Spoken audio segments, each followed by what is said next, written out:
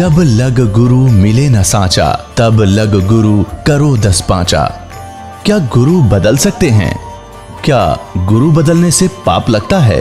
अध्यात्म के इस मैदान में आखिर सही गुरु कौन है? गीता जी में वर्णित तत्वदर्शी संत कौन है? इन सभी प्रश्नों के उत्तर जानने के लिए अवश्य सुनिए जगत गुरु तत्वदर्शी संत रामपाल जी महाराज के मंगल प्रवचन। बोलो सतगुरुदेव की जय। बंदी छोड़ कबीर परमेश्वर जी की जय।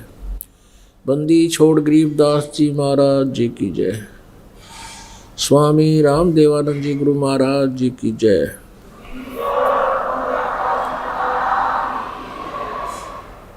सर्व संतों की जय, सर्व भक्तों की जय, धर्मी पुरुषों की जय, श्री काशी धाम की जय, श्री छुडानी धाम की जय, श्री क्रौथा धाम की जय, श्री बरवाला धाम की जय। सत साहिब गरीब नमो नमो सतपुरुष को नमस्कार गुरु की नहीं। सुर नर मुनि जन साधुआ संतों सर्वस दे नहीं। सतगुरु साहिब संत सब दंडोतम प्रणाम। आगे पीछे मज हुए तिनको जा कुर्बान। नराकार निर्विषम काल जाल वैभंजनम निर्लेपम निज निर्गुणम अकल अनुबेशंदनम। सोहम सुरति समाप्तम सकल समाना निर्तलय उज्ज्वल हिरंबर हरदमम बेपरवा अथाहे वार पार नहीं मज्जतम। ग्रीब जो सुमर सिद्ध होई गणनायक गलताना। करो अनुग्रह सोई पारस पद परवाना। आदि गणेश मनाऊं गणनायक देवन देवा। चरण कमल लो लाऊं आदंत करूं सेवा। परम शक्ति संगीतम रिद्धि दाता सोई। अवगत गुण अतीतम सतपुरुष निर्मोही। जगदम्बा जगदीशम मंगल रूप मुरारी। तन मन अर्पों शेषम भक्ति मुक्ति भंडारी। सुर नर मुनि जन ध्यावे ब्रह्मा विष्णु महेशा। शेष शेष मुख गावे पूजे आदि गणेशा। इंद्र कुबेर सरीखा वरुण धर्म राय धावे। समर्थ जीवन जी का मन इच्छा फल पावे। 33 कोटि आधारा ध्यान शेष 88। उतरे भव जल पारा कट है यम की फांसी।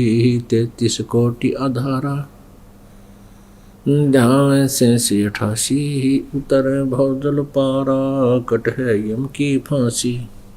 कर जोरों विनती करूं डरों चरण पर शीस। गुरु जी राम देवानंद जी महाराज जी ने दियो नाम बख्शीश। कोटि कोटि सिजदा करूं कोटि कोटि प्रणाम। चरण कमल में राखियो मैं बांधी जाम गुलाम। कुत्ता हूँ गुरुदेव का रामपाल दास का नाम। गले प्रेम की जेवड़ी जा खेचो वहाँ जाऊं। तो करो तो बावड़ू दूर दूर करो तो जाऊं। जो राखो तो ही रहूं जो देवो सुख। जय इब कै सतगुरु मिले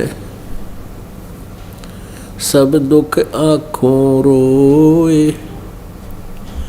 चरणों ऊपर शीस धरूं कहूँ जो कहनी हो।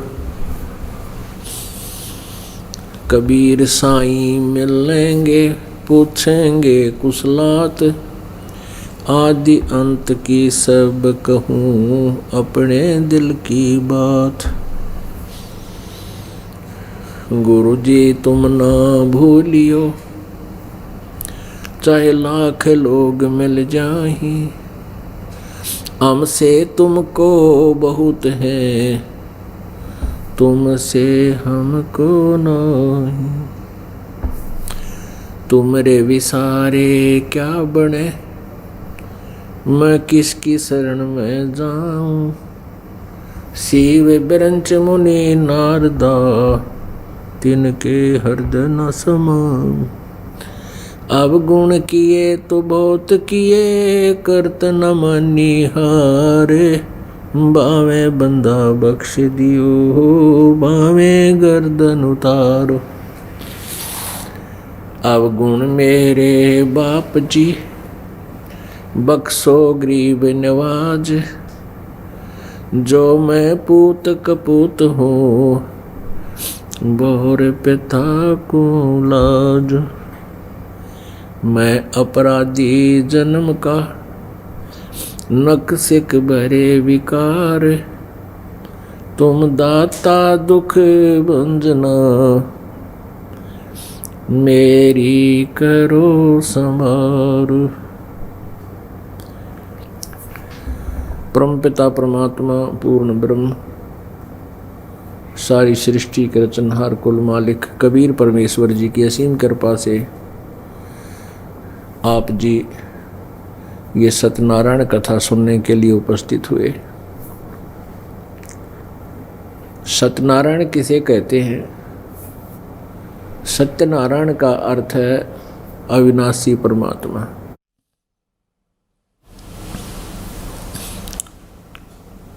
तो अभी तक हमें यही नहीं मालूम था कि सत्यनारायण है कौन, अविनाशी परमात्मा कौन है, और किससे हमारे संकट निवारण होंगे। कौन हमारे भाग्य की रेखा को चेंज कर सकता है, परिवर्तित कर सकता है। अभी तक हमें उस परमेश्वर के बारे में ज्ञान नहीं था। हमारे सद्ग्रंथ उस परमेश्वर की महिमा से परिपूर्ण है। वो सभी सद्ग्रंथ एक ऐसी लैंग्वेज में थे जो जन साधारण नहीं समझ सका था। वो लैंग्वेज थी संस्कृत, और संस्कृत भाषा के पढ़ने का एक ही वर्ण को अधिकार था, ब्राह्मण वर्ण को।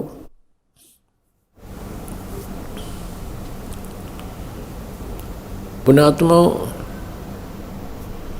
संस्कृत एक लैंग्वेज है, एक भाषा है। आध्यात्मिक ज्ञान चाहे वो कैसी ही भाषा में विद्यमान हो, उसको समझना अलग वस्तु है। कहते हैं गुरु बिन काहू न पाया ज्ञाना, ज्यों थोथा बुछड़े किसाना। गुरु बिन वेद पढ़े जो प्राणी, और समझे नहीं सार रहे अज्ञानी। पवित्र चारों वेद बहुत पुरातन ग्रंथ है। ये संस्कृत भाषा के अंदर लिपिबद्ध हैं।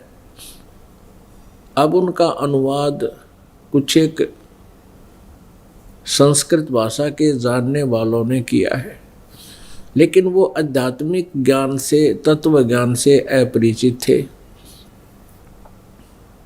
जिस कारण से वो यथार्थ अनुवाद नहीं कर सके। फिर भी बहुत सा मिलता जुलता अनुवाद किया गया है। घना नहीं तो 20% उन्होंने ठीक सा 20% अनुवाद जो है वो भी लगभग ठीक किया है। अब वो तत्वज्ञान जो पवित्र वेदों में, पवित्र पुराणों में, पवित्र श्रीमद् भगवत गीता जी के अंदर विद्यमान है, वही परमेश्वर कबीर देव जी ने अपने सच्चिदानंद घन ब्रह्म की वाणी में, कबीर वाणी में लगभग 600 वर्ष पूर्व बोला था, उच्चारण किया था अपने श्री मुख से। और जिसको आदरणीय धर्मदास जी, जो उनके बहुत उन वरिष्ठ वरणीय पुरुष में से अच्छी आत्माओं में से एक थे जिनको भगवान आकर मिलते हैं। ऋग्वेद मंडल नंबर 9 सूक्त नंबर 86 मंत्र नंबर 26 और 27 में, ऋग्वेद मंडल नंबर 9 सूक्त नंबर 82 मंत्र 1, 2, 3 में, ऋग्वेद मंडल नंबर 9 सूक्त नंबर 96 16 से लेकर 20 मंत्र तक, ऋग्वेद मंडल नंबर 9 सूक्त नंबर 97 के 56 और 57 मंत्र में, और भी अनेकों स्थानों पर अनेकों मंत्रों में पवित्र वेदों में ये स्पष्ट किया गया है कि वो परमेश्वर, वो पूर्ण परमात्मा जो पूर्ण मोक्षदायक है, सर्व सृष्टि का रचनहार है, वो ऊपर सतलोक में रहता है। वो तीसरे मुक्ति धाम में रहता है और ऊपर के और 3 लोक और हैं, उनमें भी वही विद्यमान रहता है। वो एक से अनेक रूप धारण करता है। वो अपने उस तीसरे मुक्ति धाम से चलकर आता है, गति करके आता है, और श्रेष्ठ आत्मा, अच्छी आत्मा को वो प्राप्त होता है, मिलता है। फिर उनको आध्यात्मिक ज्ञान प्रदान करता है। आध्यात्मिक ज्ञान प्रदान करने के उद्देश्य से ही परमात्मा सतलोक से गति करके यहाँ इस काल के लोक में, पृथ्वी लोक पर वो प्रकट होते। परमात्मा सशरीर है। परमेश्वर एक रूप में असंख्य ब्रह्मांडों के कुल मालिक के रूप में अकय लोक के अंदर और ऑल कंट्रोलर के सिंहासन पर, कुल के मालिक के सिंहासन पर विराजमान है, और मनुष्य सदृश उनका आकार है। हमारे ही हुनियार है, हमारा सृजनहार, हमारी सब की उत्पत्ति करने वाला, सभी लोकों के रचने वाला वो परमात्मा मनुष्य सदृश है, हमारे ही समान है।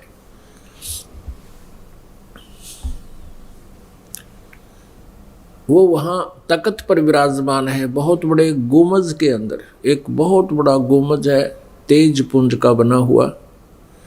जैसे यहाँ तो सीमेंट से बनता है, वहाँ सब मटेरियल और शरीर सभी आत्माओं का वो एक तत्व से है, नूरी शरीर, नूर से, तेज तत्व से बना हुआ है।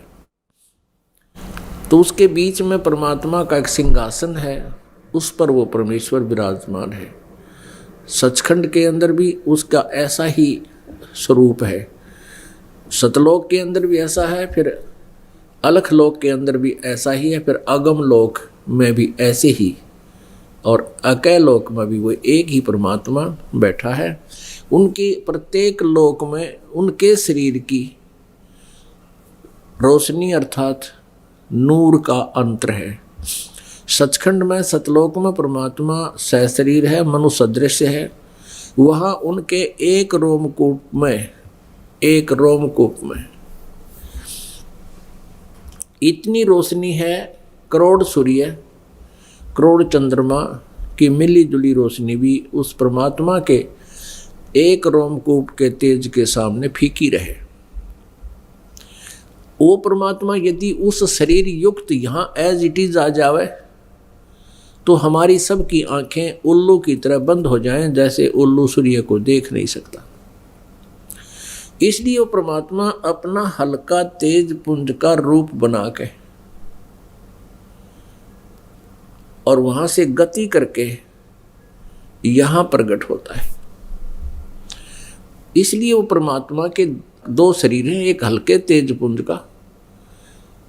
यजुर्वेद अध्याय नंबर 5 के श्लोक नंबर 1 में 2 बार गवाही दी है, अग्ने तनुरसी विष्णुवे तवा सोमस्य तनुरसी।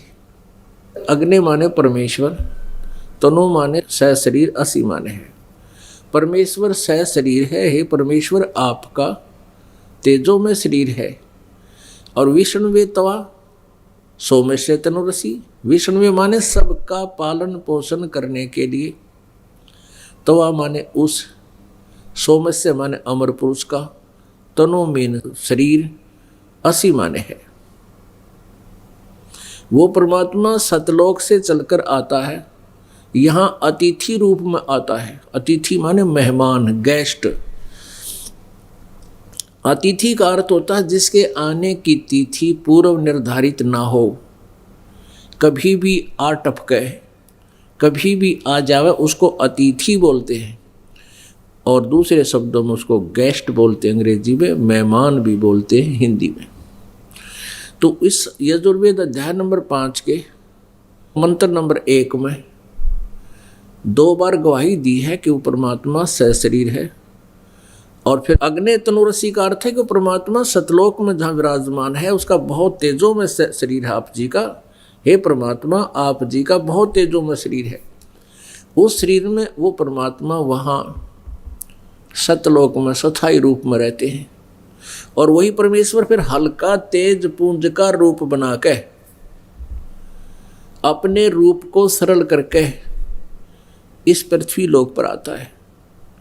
किस लिए आता है? विष्णुवे तवा सोमस्य तनुरसी। विष्णुवे माने सबके धारण पोषण करने के लिए उस परमेश्वर का शरीर है। गीता जी अध्याय नंबर 15 के श्लोक नंबर 16 और 17 में 3 पुरुष कहे हैं, एक क्षर पुरुष, एक अक्षर पुरुष। श्रीमद् भगवत गीता अध्याय नंबर 15 के श्लोक नंबर 16 में कहा है कि अक्षर पुरुष और क्षर पुरुष ये 2 परमात्मा हैं इस लोक में। और इनके और तथा इनके अंतर्गत जितने प्राणी आते हैं उन सभी का शरीर नाशवान है और जीवात्मा ये किसी की मरती ही नहीं, वो अलग बात है। इसे सिद्ध है कि श्रीमद् भगवत गीता अध्याय नंबर 15 के श्लोक नंबर 16 में सरपुरुष और अक्षर पुरुष ये दोनों पुरुष, दोनों प्रभु नाशवान बताए हैं। वैसे अक्षर पुरुष का अर्थ होता है अविनाशी परमात्मा, लेकिन श्रीमद् भगवत गीता अध्याय 15 के श्लोक 17 में एक विशेष वर्णन है कि उत्तम पुरुष है तो अन्य है, परमात्मा इति उदाहरत है। ये लोक तरम आविश्य विवर्ती अवय ईश्वर है। 17वें श्लोक में कहा है कि वास्तव में श्रेष्ठ परमात्मा तो कोई और है। श्लोक नंबर 16 में वर्णित सरपुरुष और अक्षर पुरुष से कोई और उत्तम पुरुष तो अन्य, वो और है श्रेष्ठ परमात्मा, अन्य है जो इन दोनों से भिन्न है और वही परमात्मा कहलाता है। क्या उद्देश्य है उस परमेश्वर का? यह माने जो यह लोकत्रय आविश्य विवर्ती, जो तीनों लोकों में प्रवेश करके सबका धारण पोषण करता है, सबका पालन पोषण करता है, अवय ईश्वर है। वो अवय माने अविनाशी परमेश्वर है। अपने आत्मा वो पूर्ण परमात्मा, उसका नाम क्या है? वो तत्व ज्ञान को, वेदों के ज्ञान को, जिसमें सूक्ष्म वेद का ज्ञान भी इंक्लूड है, इन 5 वेदों को वो परमात्मा अपनी अमृतवाणी के द्वारा, अपने मुखारविंद से, कविताओं से, लोकोक्तियों के माध्यम से, शब्दों के माध्यम से, यानी पद्य भाग के माध्यम से वो उच्चारित करता है, बोलता है, ऊंचे स्वर में बोलता है। कविताओं से बोलने से उसको वो कवि, उसका नाम कबीर देव है। वो वास्तविक नाम उस परमेश्वर का कबीर देव है। हम उसको देव माने साहब कहो, राम कहो, परमेश्वर कहो, हम उसे कबीर देव कहने लगे, कबीर साहब कहने लगे, कबीर। हम वै को बै बोलते हैं। जैसे वेदों को अपनी लोकल लैंग्वेज में हम वेद कहते हैं, वेद।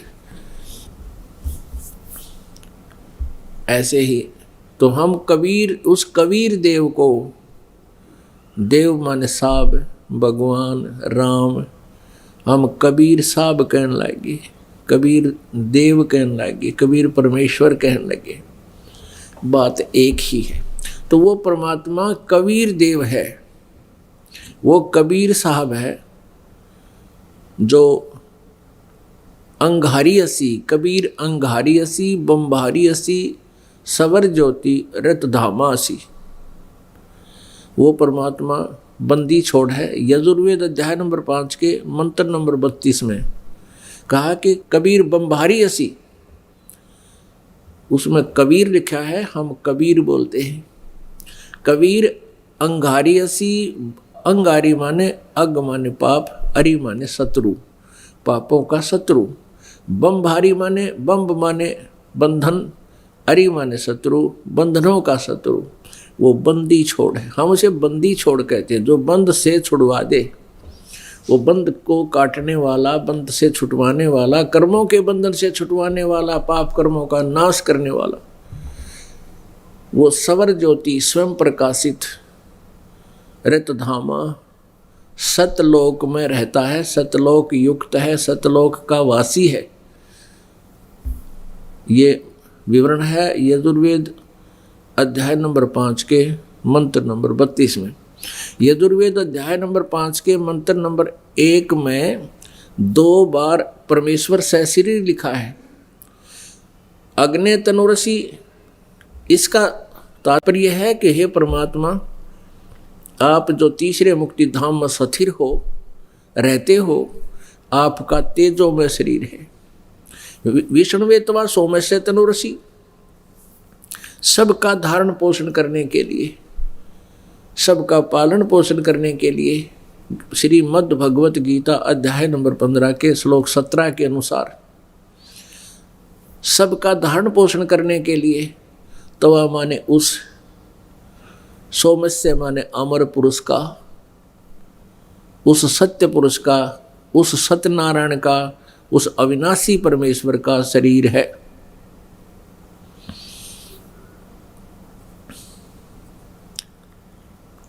पुण्यात्माओं, हमारे सदग्रंथ बहुत ही अनमोल ज्ञान युक्त हैं। इनको ना समझने के कारण वो संस्कृत भाषा के जानने वाले जो विद्वान कहलाते थे, उन्होंने सदग्रंथों के अर्थों का अनर्थ कर डाला और सदग्रंथों को ठीक से ना समझकर परमात्मा को निराकार बता डाला। कबीर परमेश्वर जी कहते हैं वो पूर्ण ब्रह्म जो सतलोक से चलकर आए थे और ऐसी ही लीला परमेश्वर किया करते हैं, ऐसा वेद गवाही देते हैं। जिनको भगवान का साक्षात्कार हुआ, आंखों देखा, वो संत कहते हैं। आंखों देखा जिन्होंने परमात्मा का साक्षात्कार किया, वो वर्णीय पुरुष यानी श्रेष्ठ आत्माएं जिनको भगवान मिलते हैं और मिले हैं, उन्होंने भी यही बताया है और हमारे पवित्र वेद भी यही बताते हैं, पवित्र सदग्रंथ भी यही बताते हैं। और जो दंत कथा, जो लोकवेद आज तक हमें सुनाया गया था, उन वेद ज्ञानहीन ऋषि महर्षि नकलियों द्वारा, झूठों द्वारा, वो एक दंत कथा थी, अनुभवहीनता थी उन लोगों की।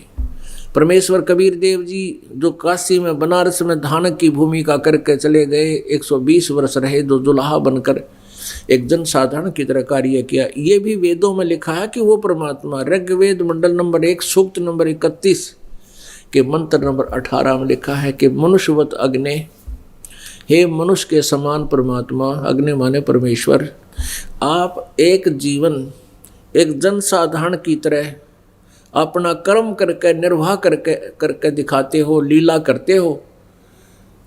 आप प्रत्येक युग में ऐसी लीला करते हो। हे परमेश्वर, एक बार फिर आइए और हमें ज्ञान दीजिए, उसी प्रकार फिर आइए और कुछ दिन हमारे बीच में आप रहिए। तो पुण्यात्माओं, परमेश्वर कबीर जी कहा करते, वेद मेरा भेद है, मैं ना वेदन के माही, और जौन वेद से मैं मिलूँ वो वेद जानते नहीं। ये चारों वेद मेरी ही महिमा का गुणगान कर रहे हैं, लेकिन इन चारों वेदों में मेरे पाने का वो यथार्थ मंत्र नहीं है। चारों वेदों में गुणगान तो पूर्ण परमेश्वर का ही है 90%, 10% अन्य क्रियाओं की जानकारी है, और उनमें ब्रह्म काल ब्रह्म की भी थोड़ी सी व्यवस्था है कि ये क्या करता है, इसकी क्या क्षमता है। और केवल पूजा की विधि इस ब्रह्म तक की है, ओम नाम का जाप। ब्रह्म कहो, इसे सर्वपुरुष कहो, इसे सर्वब्रह्म कहो, ज्योत स्वरूपी निरंजन काल कहो। ये 21 ब्रह्मांड का स्वामी है। गीत श्रीमद् भगवत गीता अध्याय नंबर 15 श्लोक नंबर 16 के अनुसार सर्वपुरुष व अक्षर पुरुष ये दोनों नासवान हैं। ये सर्वपुरुष इसको ब्रह्म भी कहते हैं, ज्योत स्वरूपी निरंजन भी कहते हैं, इसको काल भी कहते हैं। ये 21 ब्रह्मांड का स्वामी है, प्रभु है, भगवान है, पुरुष है। और जो अक्षर पुरुष है इसको परब्रह्म भी कहते हैं। ये 7 संख ब्रह्मांड का स्वामी है, ये भी नासवान है। वैसे अक्षर पुरुष का अर्थ अविनाशी होता है, लेकिन श्रीमद् भगवत गीता अध्याय नंबर 15 श्लोक 17 ने स्पष्ट कर दिया कि उत्तम पुरुष तो अन्य है, श्रेष्ठ परमात्मा तो सर्वपुरुष और अक्षर पुरुष से कोई और है, और वही तीनों लोकों में प्रवेश करके, और वही परमात्मा कहलाता है, वही तीनों लोकों में प्रवेश करके सबका धारण पोषण करता है। वो अव्यय ईश्वर है, वो है अविनाशी, वास्तव में अविनाशी वो है। अब जैसे सर्वपुरुष और अक्षर पुरुष ये दोनों नासवान कैसे?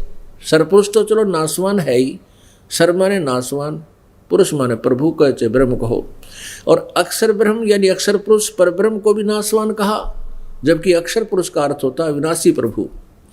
अब यहाँ डिफाइन करना होता है, जैसे एक चाय पीने का ये सफ़ेद सा चीनी का बना हुआ, मिट्टी का बना हुआ कप होता है, कितना सुंदर है। आम मिट्टी से, आम मिट्टी के बर्तन से इसका बहुत अच्छा कलर भी है, बहुत सुंदर है, फिनिशिंग भी अच्छी है। तो ऐसा है हमारे शरीर तो समझो मिट्टी के हैं, और इन ब्रह्मा विष्णु महेश और ब्रह्म जो काल है, ज्योति निरंजन है, इसका शरीर समझो ये चीनी के कप जैसा मटेरियल से बना हुआ है। और अक्षर पुरुष जिसको अविनाशी कहा गया, उसका समझ लो कि स्टील का बना हुआ शरीर है। अब स्टील जो है उस मिट्टी के, सफ़ेद मिट्टी के चीनी के कप की तुलना में बहुत ज़्यादा स्थायी है। अब चीनी का कप, वो मिट्टी वाला कप तो फर्श पर गिर जाए, हाथ से छूट जाए, टुकड़े टुकड़े हो जाता, अंडरस्टूड है कि तो नासवान है। लेकिन जो स्टील का कप है, हाथ से गिर भी जा लेकिन टूटता नहीं, और काफ़ी वर्षों तक मनमाने 50-20 वर्ष में जाकर उसका जंग लगे, फिर वो नाश को प्राप्त हो। तो ऐसे वो सर्वपुरुष से अक्षर पुरुष तुलनात्मक तरीके से अविनाशी है, लेकिन वास्तव में अविनाशी नहीं है।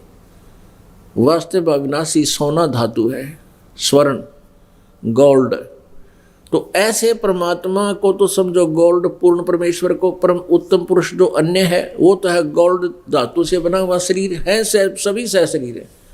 अब इनकी एज फैक्टर बताते हैं, इनकी आयु कितनी है और किस प्रकार इनको अविनाशी सत्यनारायण कहा गया गलती से, लेकिन वास्तव में सत्यनारायण तो एक ही है। अब जैसे एक मानव शरीर, मानव की आयु 100 वर्ष लगभग है, और एक ब्रह्मा जी की आयु, काल के पुत्र हैं रजगुण ब्रह्मा, सतगुण विष्णु, तमगुण शिव जी, इन काल के पुत्रों की, रजगुण ब्रह्मा, सतगुण विष्णु, तमगुण शिव जी की आयु कितनी है? ब्रह्मा जी की आयु पहले कैलकुलेट करते हैं। एक चतुर्युगी में, सतयुग, त्रेता, द्वापर और कलयुग, ये 4 युग होते हैं।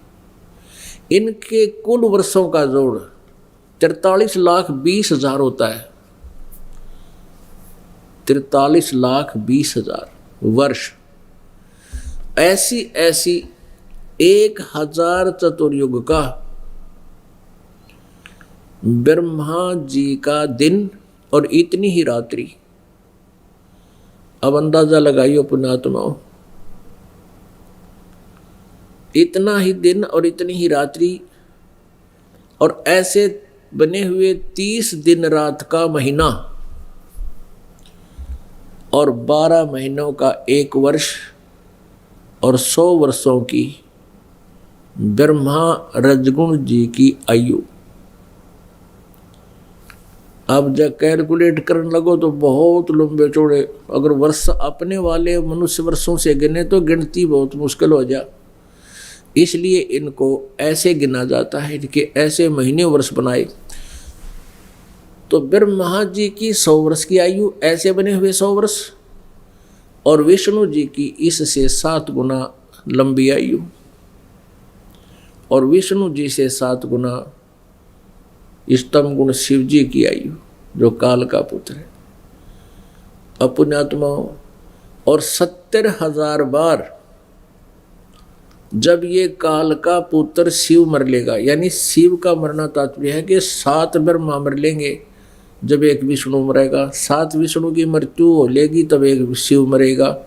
ऐसे 70,000 बार दो शिव मर लेगा कि मृत्यु हो लेगी, तब एक ब्रह्मांड का विनाश होगा, सभी प्राणियों का नाश होगा, दुर्गा और काल की भी मृत्यु होगी। दुर्गा और ये काल यानी सरपुरुष, ये पति पत्नी हैं। इनका यहाँ विनाश होगा, इनके भी शरीर नष्ट होंगे। फिर परमेश्वर की एक लीला है, परमात्मा कबीर परमेश्वर का बना विधान है कि फिर ये दूसरे ब्रह्मांड में चले जाएंगे। वहाँ दुर्गा और इस ब्रह्म का, सरपुरुष का शरीर अपने आप निर्मित हो जाता है, युवा, दोनों युवा हो जाते हैं। और फिर ये अपना कुछ वचन से, कुछ मैथुन क्रिया से सृष्टि उत्पन्न करते हैं। तो ऐसे जो एक ब्रह्मांड का विनाश हुआ, 70,000 बार त्रिलोकीय शिव की मृत्यु के उपरांत, तो ये एक युग हो गया किसका? अक्षर पुरुष का। अब अक्षर पुरुष की आयु की कैलकुलेशन ऐसे होगी, अक्षर पुरुष का आयु एक युग हो गया, और ऐसे 1,000 युग का अक्षर पुरुष का दिन और इतनी ही रात्रि। ऐसे ही 30 दिन रात का महीना और 12 महीनों का 1 वर्ष, और ऐसे बने हुए 100 वर्ष की उस अक्षर पुरुष यानी पर ब्रह्म की आयु, तब उसकी मृत्यु होगी। अपुण्यात्माओं, विचार करो, हिसाब लगाओ, सत्यनारायण कौन है? और परमात्मा कबीर जी कहते हैं कि अरबों तक ब्रह्मा मर गए और 30 करोड़ कन्हैया है, और करोड़ों तेरे शिव जी मर गए, मेरी एक नहीं पलैया। परमेश्वर जी कहते हैं कि मेरा तो एक पल भी नहीं गया है, क्योंकि वो नासवान अविनाशी हैं, नासवान नहीं है।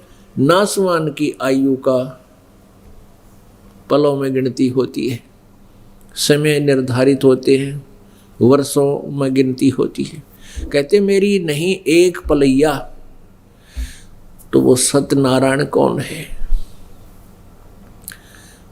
अभी तक हम श्री विष्णु जी को सत्यनारायण मान्या करते, क्योंकि इनकी भी आयु बहुत घनी है और हमारी आयु की तुलना में तो बहुत ही लंबी चौड़ी, यानी ये हमारे लिए तो अविनाशी ही लगे थे। हमने अपने आत्माओं जैसे कुछ ऐसे कीड़े मकोड़े होते हैं, कुछ ऐसे पक्षी हैं, ऐसे पशु हैं जो मनुष्य के जीवन में 100 बार मर लेते हैं और जन्म ले लेते हैं। अब उनको कोई बताओ, जैसे कई ऐसे हैं कि एक दिन में जन्म होता है, एक ही दिन में वो युवा हो जाते हैं, अपनी संतान भी उत्पत्ति कर लेते हैं कुछ जीव, और वो मर भी जाते हैं। अब उनसे कोई कहे कि मनुष्य की आयु 100 वर्ष है, फिर उनका हिसाब लावे कि इनका 365 दिन का एक वर्ष होता है और ऐसे 100 वर्ष की आयु है, तो वो ऐसे वो कीड़े मकोड़ों की तुलना में मनुष्य की आयु बहुत लंबी है। वो ये सोचते होंगे कि ये भाई कद मरेंगे तो मरते नहीं होंगे, मनुष्य तो बहुत लंबी आयु है।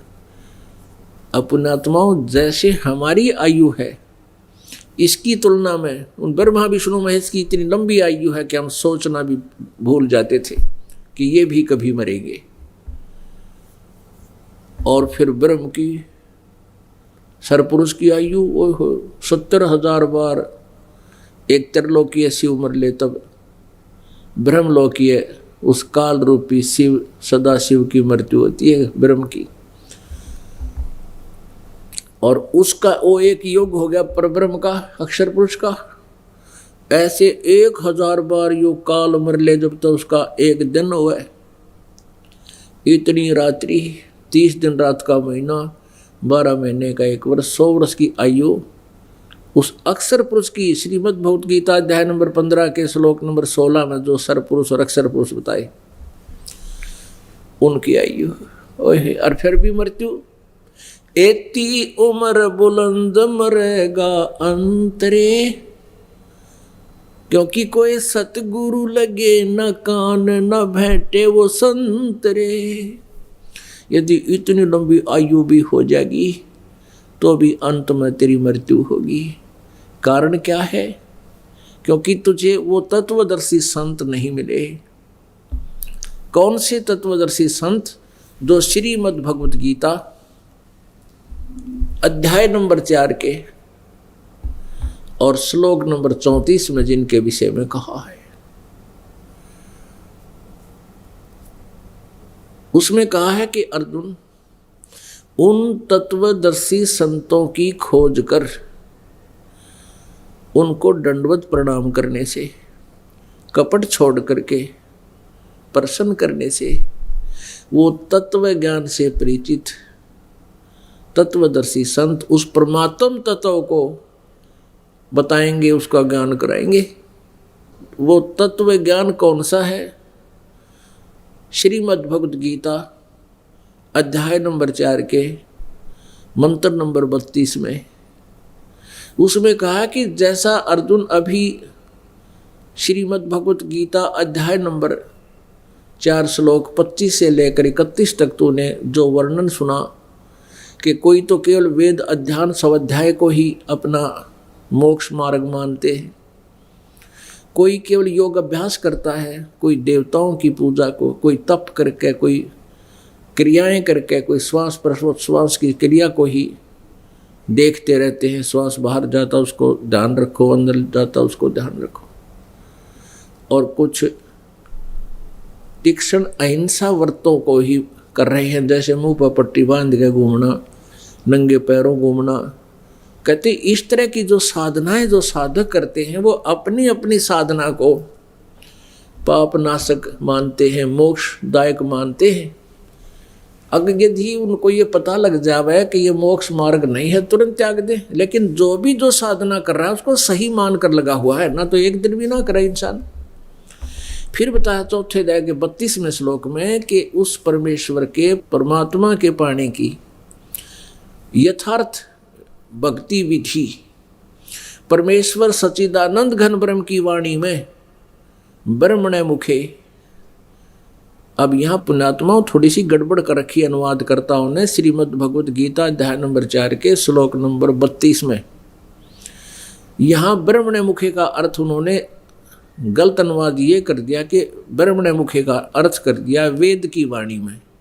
नहीं, ब्रह्मण्य माने सच्चिदानंद घन ब्रह्म की वाणी में, उसके मुखे माने उसके मुखारविंद से उच्चरित वाणी में, उनके मुख कमल से बोले गए ज्ञान, उस तत्व ज्ञान में बहुत विस्तार से कहे गए हैं। और उस तत्व ज्ञान को जानने के बाद तू सब कर्मों के बंधन से पूर्ण मोक्ष प्राप्त करेगा, उनसे मुक्त हो जाएगा। और उस ज्ञान को चौथा अध्याय के 34वें श्लोक में कहा कि उस ज्ञान को तू तत्वदर्शी संतों के पास जाकर समझ। तो उनको विनम्र भाव से प्रार्थना करने से, क्योंकि ये अनमोल मार्ग प्राप्त करना होता है। इसमें कोई आकड़ पाड़ का बोल रहा है तो कोई ना बतावे। आप किसी पड़ोसी से कोई वस्तु मांगने जाते हो तो उसके साथ भी बहुत प्यार से बोलते हो, भूमिका बनाते हो, बच्चे ठीक हैं, क्या करते हैं, फिर बाद में प्रार्थना करते हो कि मुझे ऐसे वस्तु की आवश्यकता है, उधारी मांगते हो कुछ समय के लिए, वो तब देता है। तो आप यदि जाति कहो कि अपना टेलीविज़न देना, क्या हमने ऐसे ऐसे करना है, तो आपके बोलने के व्यवहार से वो समझ जाएगा कि वो आदमी ठीक नहीं है, और फिर वो देगा नहीं, कह देगा हमारा तो खराब हो रहा है। और यदि आप विनम्र भाव से भूमिका बनाकर बैठोगे, बतलाओगे और ठीक हो, बच्चे ठीक है, फिर कहोगे जी एक कुछ समय के लिए टेलीविज़न चाहिए था, तो वो ना होगा ना, खराब होगा। और पड़ोसी का ला के दे दे मन आपको, अपना तो छोड़, अपना होता ठीक तुरंत दे। तो पुण्यात्मा हमने कल्याण मार्ग पूछना होता है संत से, तो बहुत प्यार से आधीन्य से विनम्र भाव से प्रार्थना करें। और तत्वदर्शी संत जो ज्ञान देता है उसमें आपके उस खचड़ा ज्ञान में बहुत अंतर होता है, और आप जी को वो यथार्थ ज्ञान भी कुछ समय के लिए ऊट पटांग लगता है, क्योंकि आपने स्वयं ऊट पटांग ज्ञान ठोक रखा है, अंदर भर रखा है। तो बेसिक आपके मन में शंकाएं उत्पन्न होती रहें, पर वो ज्ञान सुनते ही रहना चाहिए। और कुछ दिनों के बाद आपके ज्ञान का आपको ही पता चल जाएगा वो कैसा था। तो ऐसे कहते हैं उस तत्वदर्शी संतों के पास जाकर के विनम्र भाव से उस परमेश्वर के तत्व ज्ञान को समझ। एक तो इससे ये कंसेप्ट क्लियर हो गया कि गीता ज्ञानदाता उस परमेश्वर के उस सच्चिदानंद घन ब्रह्म की वाणी से परिचित नहीं है।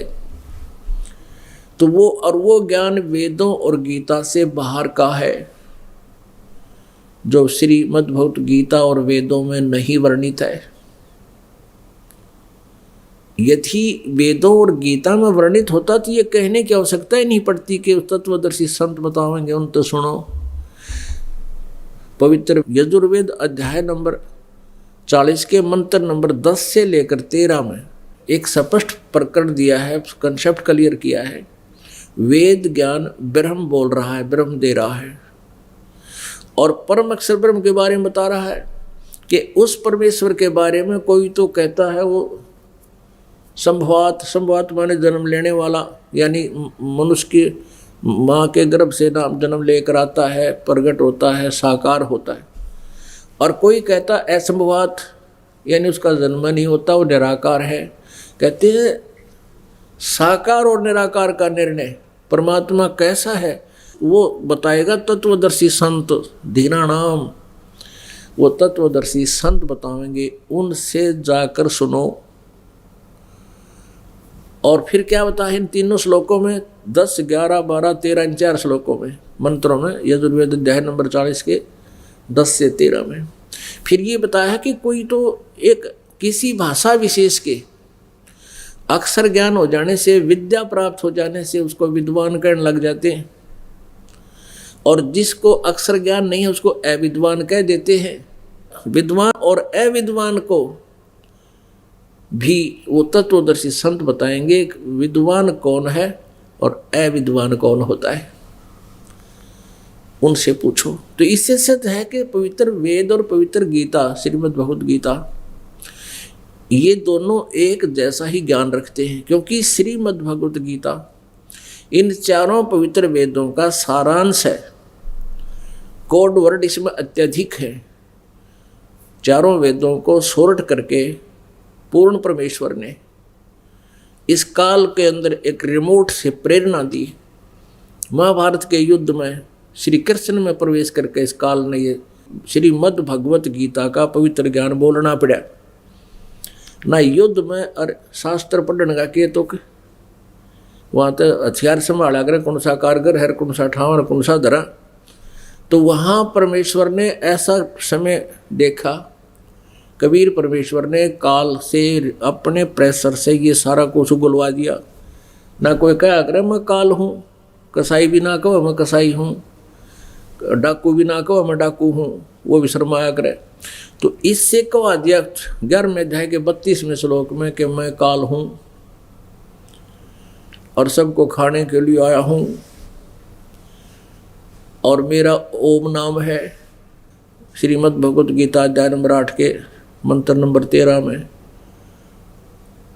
ओम इति एकाक्षरम ब्रह्म व्यवहारन माम अनुसमरण यह प्रयाति तजन देहम स याति परमाम गतिम। गीता ज्ञान दाता ये काल बोल रहा श्री कृष्ण में प्रवेश करके कि मुझ ब्रह्म का केवल एक ओम अक्षर है, नथिंग एल्स, और कोई भी मेरा मंत्र पूजा का नहीं है। और ये प्रयाति तजन देहम, जो शरीर छोड़ते समय इसका नाम स्मरण करता हुआ जाता है ओम नाम का, स याति परमाम गतिम, वह ओम नाम से मिलने वाली जो लाभ है, गति है, वो मेरी परम गति उसको प्राप्त होता है। और साथ में इसने ये भी बोल दिया 17वें अध्याय के श्रीमद् भगवत गीता अध्याय नंबर 17 के श्लोक नंबर 23 में स्पष्ट कर दिया कि ओम तत्सत इति निर्देश ब्रह्मणे त्रिविध समर्थ है। ब्रह्मणे माने सच्चिदानंद घन ब्रह्म का, यानी उस परम अक्षर ब्रह्म का, उसको पाने का ओम और तत् और सत, ये 3 प्रकार का मंत्र है। इसी के जाप करने का निर्देश है, सिमरने का निर्देश है। ये 3 विधि से सिमरन होता है, इसका 3 विधि से। अपने आत्मा थोड़ा सा आपको दिखाते हैं सदग्रंथ, तब हम समझ सकेंगे, परमात्मा को पहचान पाएंगे। आज परमेश्वर ने पूरे विश्व में मानव समाज को शिक्षित करवाया है। पुणात्मा लाखों वर्ष बीत गए, मनुष्य को केवल अपने रोजी रोटी तक ही सीमित रखा इस काल ने। कोई भक्ति करना चाहता है तो ब्रह्मा विष्णु महेश की या मंदिर मस्जिद गुरुद्वारों में जाओ और अपना मत्था टेको, कर्म बिगाड़ो और मृत्यु को प्राप्त हो जाओ, जन्म खराब करके जाते रहो। और पहले शिक्षा नहीं थी। आप इतिहास उठा कर देख लो पीछे, अगर कभी किसी युग में शिक्षा रही है तो केवल एक वर्ग, एक ही वर्ण, ब्राह्मण वर्ण ही इन शिक्षा का अधिकारी रहा है। और वो फिर अपना जो सदग्रंथों को उन्होंने समझा उसके आधार से आगे प्रचार करते थे। अन्य जनता अपने रोजी रोटी में लगी रहती थी। और ऋषि महर्षि उनको जा जाकर सत्संग सुनाया करते थे, वचन सुनाया करते थे, परमात्मा की महिमा बताया करते थे। उनसे सुनकर जैसा भी उनसे ज्ञान हुआ, आम व्यक्ति केवल भक्ति अवश्य करता था, लेकिन अक्षर ज्ञान नहीं था। जिस कारण से आज तक ये अनमोल खजाना हमारे सदग्रंथों में रखा हुआ हमें हाथ नहीं लगा। जो संस्कृत पढ़ने वाले थे उनको आध्यात्मिक ज्ञान नहीं था, वो तत्व ज्ञान नहीं था, सच्चिदानंद घन ब्रह्म की वाणी का ज्ञान नहीं था। उस सच्चिदानंद घन ब्रह्म की वाणी का ज्ञान नहीं था जो जिसके विषय में श्रीमद् भगवत गीता अध्याय नंबर 4 के श्लोक नंबर 32 में कहा है कि बहुत विस्तार से और बहुत अच्छे प्रकार से बहुत से यज्ञ यानी धार्मिक अनुष्ठानों की विधि उस सच्चिदानंद घन ब्रह्म की वाणी में वर्णित है। और उसको जानने से तो फिर सदा के लिए कर्म बंधन से मुक्त हो जाएगा। और वो ज्ञान तत्वदर्शी संत बताएंगे चौथे अध्याय के 34वें श्लोक में। फिर उस तत्वदर्शी संत की पहचान बता दी 15वें अध्याय के प्रथम श्लोक में, कि जो उल्टे लटके हुए संसार रूपी वृक्ष के सब विभाग बता देगा। तना कौन भगवान है, डार कौन भगवान है, शाखा कौन है, जड़ कौन है, सवेदवित वो तत्वदर्शी संत है। वह वेद के तात्पर्य को जानने वाला है।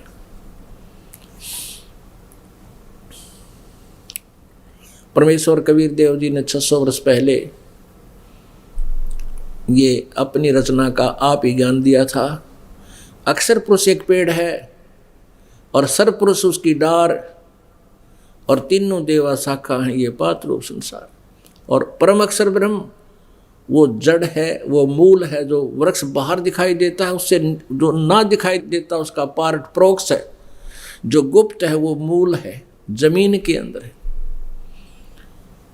तो परमेश्वर ने अपने महिमा आप पर बताई। अक्षर पुरुष एक पेड़ है, जो जमीन से बाहर जो तना दिखाई देता है वो तना तो समझो अक्षर पुरुष है। श्रीमद् भगवत गीता अध्याय नंबर 15 के श्लोक 16 में और 17 का जो वर्णन है वो बताते हैं। और सर्वपुरुष वा की डार, जिसे ज्योति निरंजन भी कहते हैं, एक वृक्ष के पेड़ के आगे चल के डार बन जाती है। डार मोटी मोटे डाले और फिर उसके शाखा फूटती है। ऐसे वो तीनों देवा शाखा हैं और पात रूप संसार। एक बार देखिए इस संसार रूपी वृक्ष के चित्र को। ये है उल्टा लटका हुआ संसार रूपी एक वृक्ष, एक पेड़। इसमें ये ऊपर को जड़ है, ऊर्ध्व मूलम अधः शाखम। श्रीमद् भगवत गीता अध्याय नंबर 15 के श्लोक नंबर 1 में सिर्फ इतना ही वर्णन किया कि ऊपर को जड़ और नीचे को तीनों गुण, रजगुण ब्रह्मा, सतगुण विष्णु, तपगुण शिवजी रूपी शाखा वाला। ऊपर को जड़ तो है देव परम पुरुष यानी परम अक्षर ब्रह्म पूर्ण परमात्मा, तो उसकी जड़ है संसार रूपी वृक्ष की। और बस इतना ही भेद दिया है गीता जी में, ऊर्ध्व मूलम और अधः शाखम। बस ऊपर को जड़ वाला, नीचे को शाखा वाला, तीनों गुण रूपी शाखा वाला संसार रूपी वृक्ष है। और जो संत इसके सभी विभाग बता देगा, छंदासी यस्य प्रणानी ये तम वेद स वेदवित, जो उसके सभी भागों को, छंद माने अलग अलग टुकड़ों को, जो बता देगा स वेदवित, वो तत्वदर्शी संत है। तो कबीर परमेश्वर जी ने बताया था अक्षर पुरुष एक पेड़ है, क्योंकि जमीन से बाहर जो दिखाई देता है ये पेड़ होता है। तो ये तो अंदर परमात्मा तो प्रोक्ष है, गुप्त है। अक्षर पुरुष एक पेड़ है और सरपुरुष उसकी डार, ये सरपुरुष इस पेड़ के ये ऐसी ऐसी काफी डार होती है, उनमें से एक सरपुरुष ये ब्रह्म वह की डार और तीनों देवा शाखा है ये पात रूप संसार। सच्चिदानंद घन ब्रह्म यानी कबीर वाणी में आज से 600 वर्ष पहले परमात्मा ने ये ज्ञान दिया था। अक्षर पुरुष एक पेड़ है और ये ज्योति निरंजन सरपुरुष वा की डार और तीनों देवा शाखा हैं ये पात रूप संसार। तो परमेश्वर स्वयं ही आते हैं, यथार्थ ज्ञान देते हैं, इसलिए वो तो अपने यथार्थ ज्ञान को लोकोक्तियों के माध्यम से बताते हैं, जिस कारण से वो कबीर देव कहलाते हैं। कवि, उसको कवि कहते हैं, उसका वास्तविक नाम भी फिर कबीर देव ही कहा जाता है। वेल नोन है वो कबीर।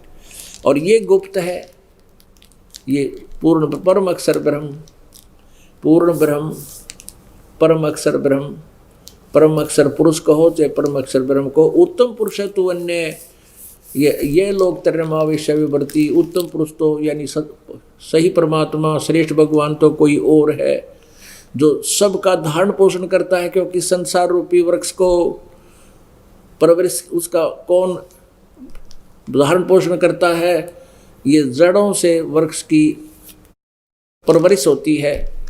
तो वो जड़ रूपी परमात्मा है, वो मूल है। ऊर्ध्व मूलम, ऊपर को जड़ वाला, वो दिव्य पुरुष तो मूल है और तीनों गुण रूपी शाखा है। और ये इस प्रकार इस संसार रूपी वृक्ष का विस्तार से विवरण परमेश्वर कबीर देव जी ने अपनी लोकोक्तियों के माध्यम से अपनी अमर वाणी में, कबीर वाणी में बताया था आज से 600 वर्ष पहले। और यही वेद बताते हैं कि वो सच्चिदानंद घन ब्रह्म अपनी वाणी को ऐसे वो अपने मुखारविंद से उच्चारित करता है।